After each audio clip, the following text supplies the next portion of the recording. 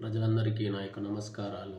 నేను మీ మందా శ్రీనివాసరావు, స్వతంత్ర అభ్యర్థి, అద్దంకి నియోజకవర్గం.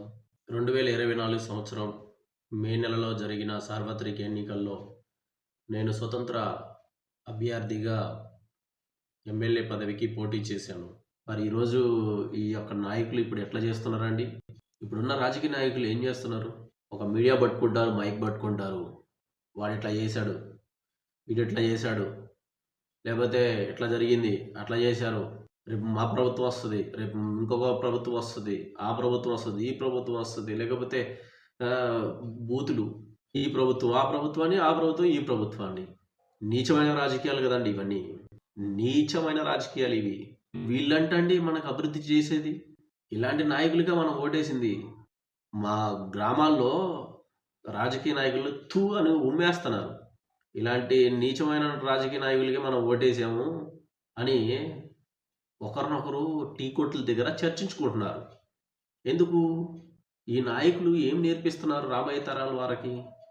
రాజకీయం అంటే ఒడుచుకోవడం, చంపుకోవడం, గుద్దుకోవడం, నరుక్కోవడం, లేకపోతే దూషించుకోవడం, ద్వేషించుకోవడం, కులాల మధ్య చిచ్చులు పెట్టటాలు, తగలబెట్టటాలు, ఇవన్నీ నేర్పిస్తున్నారు ఇప్పుడున్న రాజకీయ నాయకులు. ఇదే వారు నేర్చుకుంది రాజకీయంలో. రాజనీతి శాస్త్రం అసలు చదివారో లేదో తెలియదు.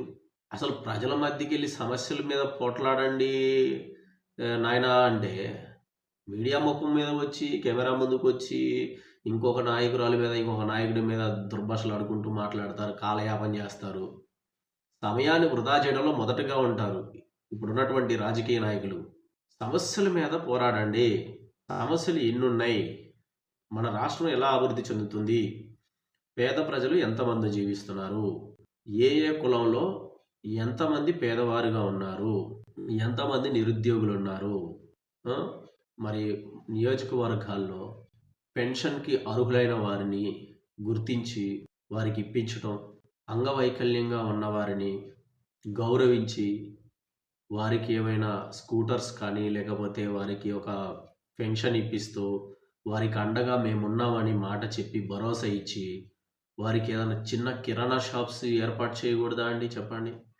చిన్న కిరాణా షాప్స్ దివ్యాంగుల కోసం దివ్యాంగుల కోసం చిన్న ఒక కిరాణా షాప్ లాంటిది కొట్టు కానీ ఏదన్నా ఏర్పాటు చేసి ఇస్తే ఎంత బాగుంటుందండి. వారి కాళ్ళ మీద వాళ్ళు నిలబడగలుగుతారు కదా. నేనేమన్నా తప్పుగా మాట్లాడుతున్నానా?